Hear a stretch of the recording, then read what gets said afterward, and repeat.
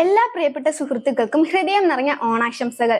എല്ലാ വർഷവും ചിങ്ങമാസത്തിലെ തിരുവോണ നാളിൽ നമ്മൾ മലയാളികൾ ജാതിമത ഭേദമന്യേ ഓണം ആഘോഷിക്കാറുണ്ട്. പൂക്കളമിട്ടും സദ്യ ഉണ്ടും ഊഞ്ഞാലാടും കുടുംബാംഗങ്ങളോടൊപ്പം സന്തോഷം പങ്കുവച്ചും നമ്മൾ മലയാളികൾ ആഘോഷിക്കുന്ന ഈ ഒരു ഉത്സവത്തിന് പിന്നിൽ നൂറ്റാണ്ടുകൾ പഴക്കമുള്ള ഒരു കഥയുണ്ട്. ഒരു മഹാരാജാവിന്റെ സ്മരണയുണ്ട്. കുടവയറും കയ്യിൽ ഓലക്കുടയും പുഞ്ചിരിക്കുന്ന മുഖവുമായി എത്തുന്ന നമ്മുടെ സ്വന്തം മഹാബലി ചക്രവർത്തിയുടെ കഥ. Welcome to voice of historical mysterious. കഥ കേട്ടാൽ മാത്രം പോരാ, ഈ ചാനൽ ഫോളോ ചെയ്യാൻ കൂടെ മറക്കരുത്. നമ്മൾ ചെറുപ്പം മുതലേ കേട്ടു വളർന്നതാണ് മാവേലിയുടെ കഥ. ഐശ്വര്യത്തിന്റെയും സമൃദ്ധിയുടെയും തുല്യതയുടെയും ആ നല്ല കാലത്തെ ഓർമ്മിപ്പിക്കുന്ന കഥ. എന്നാൽ നമ്മൾ ചിന്തിച്ചിട്ടുണ്ടോ, ആരായിരുന്നു യഥാർത്ഥത്തിൽ മഹാബലി? എന്തായിരുന്നു അദ്ദേഹത്തിന്റെ ഭരണത്തിന്റെ പ്രത്യേകത?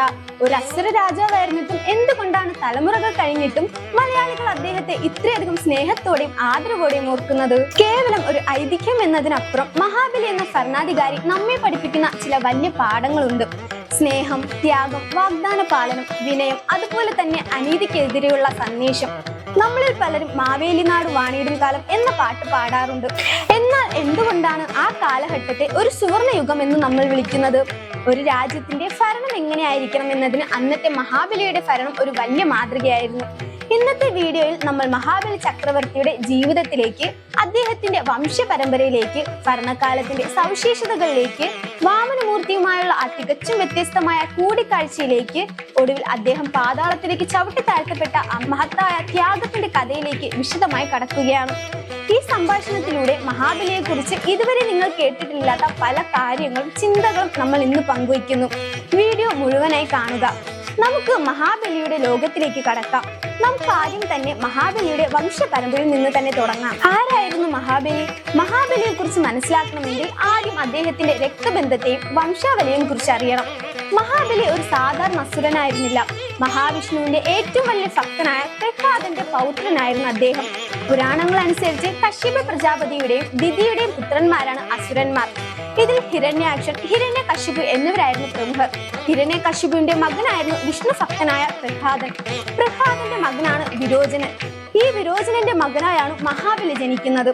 അതായത് അസുര വംശത്തിലാണ് ജനിച്ചതെങ്കിലും പരമഭാഗവതനായ പ്രഹ്ലാദന്റെ രക്തവും ശിക്ഷണവുമാണ് മഹാബലിയുടെ ധർമ്മബോധത്തിന് അടിത്തറയിട്ടത്. ബാല്യകാലത്ത് തന്നെ പിതാമഹനായ പ്രഹ്ലാദനിൽ നിന്നും വിഷ്ണു ഭക്തി, ധർമ്മവും ഭരണതന്ത്രങ്ങളും മഹാബലി പഠിച്ചെടുത്തു. ബലവാനും അതോടൊപ്പം തന്നെ ദാതാവുമായതുകൊണ്ടാണ് അദ്ദേഹത്തിന് മഹാബലി എന്ന പേര് ലഭിച്ചത്. അദ്ദേഹത്തിന്റെ യഥാർത്ഥ പേര് ബലി എന്നായിരുന്നു. അസുരന്മാർ എന്ന് കേൾക്കുമ്പോൾ തന്നെ നമ്മുടെ സാധാരണ സങ്കല്പങ്ങളിൽ വരുന്നത് ക്രൂരന്മാരായ അധർമ്മികളായ കഥാപാത്രങ്ങളാണ്. എന്നാൽ മഹാബലി ആ സങ്കല്പങ്ങളെ മുഴുവൻ തിരുത്തി കുറിച്ചു. അതിന് പ്രധാന കാരണം അദ്ദേഹത്തിന് ലഭിച്ച വളർത്തലും പാരമ്പര്യവുമാണ്. മഹാനായ ഭക്ത പ്രഹ്ലാദന്റെ അരികിൽ നിന്നാണ് മഹാബലി പ്രാഥമിക പാഠങ്ങൾ പഠിച്ചത്. രാക്ഷസ വംശത്തിൽ ജനിച്ചെങ്കിലും ദൈവിക ഭക്തിയും ധർമ്മവും നീതിയും പ്രഹ്ലാദനിൽ നിന്ന് മഹാബലി സ്വായത്തമാക്കി. തന്റെ ചെറുപ്പകാലത്ത് തന്നെ യുദ്ധമുറകളിലും ശാസ്ത്രങ്ങളും ഭരണതന്ത്രങ്ങളും മഹാബലി പ്രഗത്ഭനായി മാറി. വിരോചനന്റെ മരണശേഷം അദ്ദേഹം അസുരന്മാരുടെ ചക്രവർത്തിയ സിംഹാസനത്തിലേറി. അധികാരം കൈവന്നപ്പോൾ അത് ജനങ്ങളെ അടിച്ചമർത്താനോ സ്വന്തം സ്വാർത്ഥതയ്ക്കോ സുഖഭോഗങ്ങൾക്കായിരുന്നില്ല അദ്ദേഹം ഉപയോഗിച്ചത്. മറിച്ച് ലോകത്തിൽ നീതിയും സമാധാനവും പുലർത്താനായിരുന്നു. മഹാബലി തന്റെ കഠിനാധ്വാനം കൊണ്ടും പരാക്രമം കൊണ്ടും 3 ലോകങ്ങളും സ്വർഗവും മർത്യലോകവും പാതാളവും തന്റെ ഭരണത്തിന് കീഴിലാക്കി. എന്നാൽ ഒരു ഏകാധിപതിയെ പോലെയല്ല, ഒരു യഥാർത്ഥ രക്ഷകനെ പോലെയാണ് അദ്ദേഹം ജനങ്ങളെ ഭരണത്തിലേറ്റിയത്. അസുരന്മാർക്ക് മാത്രമല്ല, സകല ജീവജാലങ്ങൾക്കും അദ്ദേഹം നീതി ഉറപ്പാക്കി. ഒരു രാജാവ് എങ്ങനെയായിരിക്കണം, തന്റെ പ്രജകളെ എങ്ങനെ കാണണമെന്നതിന് അദ്ദേഹം വലിയൊരു അടിത്തറ പാകി. ഇനി നമുക്ക് മഹാബലിയുടെ ഭരണകാലത്തിലേക്ക് കടക്കാം. നമ്മൾ പണ്ട് മുതലേ പാടാറുള്ള ആ വരികൾ നിങ്ങൾക്ക് ഓർമ്മയില്ലേ? മാവേലി നാട് വാണിയിടും കാലം, മനുഷ്യരെല്ലാരും ഒന്നുപോലെ, ആമോദത്തോടെ വസിക്കും കാലം, ആപത്തെങ്ങാർക്കും ഇല്ലതാനും. ഈ വരികൾ വെറുമൊരു കവിതയല്ല, മഹാബലിയുടെ ഭരണത്തിന്റെ കൃത്യമായ ഒരു പ്രതിഫലനമാണ്. അദ്ദേഹത്തിന്റെ കാലത്ത് കളവോ ചതിയോ ഒന്നും തന്നെ ഇല്ലായിരുന്നു.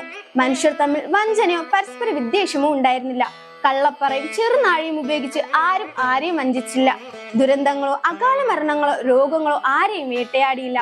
എല്ലാവരും സന്തോഷത്തോടും സമാധാനത്തോടും കൂടി ജീവിച്ചു. ഇവിടെ ഏറ്റവും പ്രധാനപ്പെട്ട കാര്യം മനുഷ്യരെല്ലാരും ഒന്നുപോലെ എന്ന സമത്വത്തിന്റെ സന്ദേശമാണ്.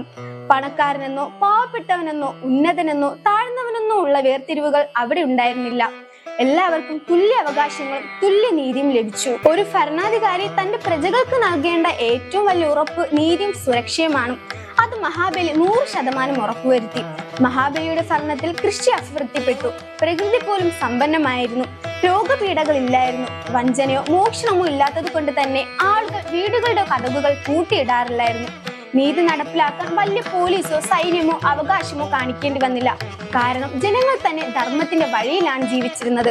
തന്റെ പ്രജകളുടെ സങ്കടങ്ങൾ നേരിട്ട് കേൾക്കാൻ മഹാബലി എപ്പോഴും തയ്യാറായിരുന്നു. യാചിച്ചു വരുന്നവർക്ക്, സഹായം ചോദിച്ചു വരുന്നവർക്ക് ഒരിക്കലും വെറും കൈയോടെ മടങ്ങേണ്ടി വന്നിട്ടില്ല. തന്റെ രാജ്യത്ത് ആരും പട്ടിണിക്കെടുക്കരുതെന്ന് നിർബന്ധമുള്ള ഒരു രാജാവായിരുന്നു അദ്ദേഹം. ഈ ദാനശീലവും പ്രജാസ്നേഹവുമാണ് മഹാബലിയെ ജനങ്ങളുടെ പ്രിയങ്കരനാക്കിയത്. എന്നാൽ ഈ ജനപ്രീതിയും പ്രശസ്തിയുമാണ് ദേവന്മാരിൽ ഭയത്തിന്റെ വിത്ത് പാകിയതും. മഹാബലിയുടെ പ്രശസ്തി ലോകമെങ്ങും പടർന്നു പന്തലിച്ചപ്പോൾ സ്വർഗാധിപതിയായ ഇന്ദ്രൻ മറ്റു ദേവന്മാർക്കും വലിയൊരു ആശങ്ക ഉടലെടുത്തു. അസുരവംശജനായ ഒരു രാജാവ് 3 ലോകങ്ങളും ഭരിക്കുകയും എല്ലാവരുടെ പ്രീതി നേടുകയും ചെയ്താൽ തങ്ങളുടെ അധികാരവും പദവിയും നഷ്ടപ്പെടുമോ എന്നതായിരുന്നു അവരുടെ ഭയം. അസൂയയും ഭയവും ചേർന്ന് ദേവന്മാരെ ചിന്തിപ്പിക്കാൻ തുടങ്ങി. മഹാബലി തന്റെ 100ാമത്തെ അശ്വമേധ യാഗം പൂർത്തിയാക്കാൻ ഒരുങ്ങുകയായിരുന്നു. ദൈവിക ആചാരപ്രകാരം 100 യാഗങ്ങൾ പൂർത്തിയാക്കുന്ന വ്യക്തിക്ക് ഇന്ദ്ര പദവിക്ക് അർഹത ലഭിക്കും. മഹാബലി അത് പൂർത്തിയാക്കിയാൽ ഇന്ദ്രന്റെ സിംഹാസനം എന്നേക്കുമായി നഷ്ടപ്പെടും. ഭയജാഗീതരായ ദേവന്മാർ തങ്ങളുടെ മാതാവായ അതിഥിയോടൊപ്പം മഹാവിഷ്ണുവിനെ കണ്ട് അപേക്ഷിച്ചു. മഹാബലിയിൽ നിന്ന് തങ്ങളെ രക്ഷിക്കണം, സ്വർഗത്തിന്റെ അധികാരം തിരികെ വാങ്ങിത്തരണമെന്ന്. ദേവന്മാരുടെ അഭ്യർത്ഥന മാനിച്ചുകൊണ്ട് മഹാവിഷ്ണു ഒരു വഴി കണ്ടെത്തി. മഹാബലിയെ വധിക്കാനല്ല, മറിച്ച് അദ്ദേഹത്തിന്റെ അഹങ്കാരം, അതായത് ഒരുപക്ഷെ തനിക്ക് എല്ലാം ദാനം ചെയ്യാൻ കഴിയും എന്ന ഭാവം മാറ്റാനും ദേവന്മാരുടെ ഭയം അകറ്റാനുമായി മഹാവിഷ്ണു വാമനനായി അവതരിച്ചു. കശ്യപ മഹർഷിയുടെയും അതിഥിയുടെയും മകനായി ഒരു ചെറിയ ബ്രാഹ്മണ വടുകന്റെ, അതായത് ഒരു ചെറിയ കുട്ടിയുടെ രൂപത്തിലാണ് വാമനൻ അവതരിച്ചത്. മഹാബലിയുടെ യാഗശാലയിലേക്ക് ഒരു കൈയിൽ ഓലക്കുടയും മറുകൈയിൽ കമന്തലവുമായി വാമനൻ നടന്നെത്തി. വാമനന്റെ തേജസ് കണ്ട് യാഗശാലയിലുള്ളവരെല്ലാം അത്ഭുതപ്പെട്ടു. യാചിച്ചു വരുന്നവർക്ക് എന്തും നൽകുന്ന സ്വഭാവമാണ് മഹാബലി. ഈ ചെറിയ ബ്രാഹ്മണ കുട്ടിയെ വളരെ ബഹുമാനത്തോടെ സ്വീകരിച്ചു. മഹാബലി ചോദിച്ചു, ഹേ വടുക, അങ്ങയുടെ ആഗമനം കൊണ്ട് എന്റെ യാഗശീല ധന്യമായി. അങ്ങേക്ക് എന്താണ് വേണ്ടത്? പൊന്നോ, പണമോ, രത്നങ്ങളോ, ഏക്കർ കണക്കിന് ഭൂമിയോ, എന്ത് വേണമെങ്കിലും ചോദിച്ചോളൂ, ഞാൻ തരാം. എന്നാൽ വാമനൻ പുഞ്ചിരിച്ചു കൊണ്ട് പറഞ്ഞു, എനിക്ക് പൊന്നോ പണമോ ഒന്നും വേണ്ട. എന്റെ കാൽപാദത്തിന്റെ അളവിൽ 3 അടി മണ്ണ് മാത്രം തന്നാൽ മതി. തപസ് ചെയ്യാൻ എനിക്ക് അത്രയും സ്ഥലം ധാരാളം. ഇത് കേട്ട മഹാബലി ചിരിച്ചുപോയി. ഇത്ര ചെറിയ കാര്യമാണോ ചോദിക്കുന്നത്? കുറച്ചുകൂടി വലിയ എന്തെങ്കിലും ചോദിക്കൂ എന്ന് മഹാബലി നിർബന്ധിച്ചു. എന്നാൽ വാമനൻ തന്റെ ആവശ്യത്തിൽ ഉറച്ചു നിന്നു. ഒടുവിൽ 3 അടി മണ്ണ് അളന്നെടുക്കാൻ മഹാബലി വാക്കു നൽകി. എന്നാൽ യാഗശാലയിൽ വെച്ച് ഒരു വലിയ വഴിത്തിരിവുണ്ടായി. മഹാബലിയുടെ ഗുരുവായ ശുക്രാചാര്യർക്ക് വന്നത് സാധാരണ ഒരു കുട്ടിയല്ലെന്നും സാക്ഷാൽ മഹാവിഷ്ണുവാണെന്നും തന്റെ ദിവ്യദൃഷ്ടിയിൽ മനസ്സിലായി. ശുക്രാചാര്യർ ഉടൻ തന്നെ മഹാബലിയെ തടഞ്ഞു. ശുക്രാചാര്യർ രഹസ്യമായി മഹാബലിയോട് പറഞ്ഞു, മഹാബലി, ഇത് വിഷ്ണുവിന്റെ ചതിയാണ്. ഇവൻ നിന്റെ സർവസ്വം കവരാനാണ് വന്നിരിക്കുന്നത്. 3 അടി മണ്ണ് അളന്നു കൊടുക്കുമെന്ന വാഗ്ദാനത്തിൽ നിന്ന് നീ പിന്മാറണം. രാജ്യവും അധികാരവും രക്ഷിക്കാൻ വാക്കു മാറ്റുന്നതിൽ തെറ്റില്ല. പക്ഷേ മഹാബലി എന്ന ഭരണാധികാരിയുടെ വ്യക്തിയുടെ മഹത്വം വെളിപ്പെട്ട നിമിഷമായിരുന്നു അത്. മഹാബലി തന്റെ ഗുരുവിനോട് വളരെ ശാന്തമായി പറഞ്ഞു, ഗുരു, എന്നെ തേടി വന്നിരിക്കുന്നത് സാക്ഷാൽ മഹാവിഷ്ണുവാണെങ്കിൽ ഞാൻ ധന്യനായി. എന്റെ മുന്നിൽ നിൽക്കുന്നത് ദൈവമാണെങ്കിൽ പോലും നൽകിയ വാഗ്ദാനത്തിൽ നിന്ന് പിന്മാറാൻ ഞാൻ തയ്യാറല്ല. ജീവൻ പോയാലും ഞാൻ വാക്കു പാലിക്കും. എന്റെ നാവിൽ നിന്ന് വന്ന വാക്ക് ഞാൻ മാറ്റില്ല.